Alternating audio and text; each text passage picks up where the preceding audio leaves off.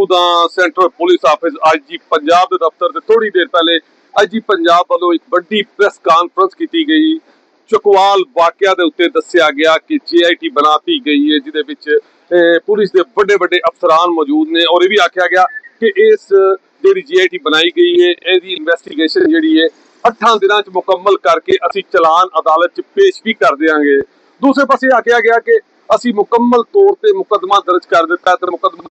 2 दफा के तहत दर्ज किया जे अगर जिथे जिथे गलती हुई है उसकी ना सिर्फ असी अपॉलोजाइज करने, दूसरे पासे उन्होंने आख्या कि एक मासूम बच्ची की जान गई है ਉਹਦੇ वालदैन के गम च असी बराबर के शरीक हाँ, लेकिन दूसरे पासे भावें मुलाजम CCD का माफ़ी बिल्कुल नहीं दी जाएगी क्योंकि कुछ गलतियां CCD को हुई ने। एक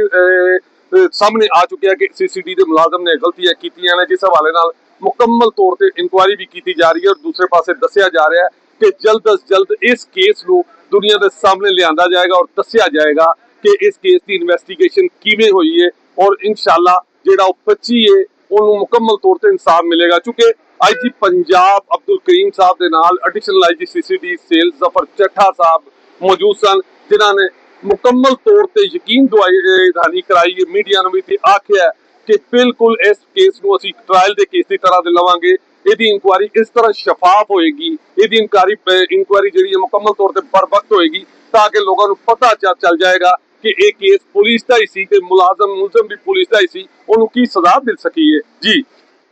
एक और क्राइम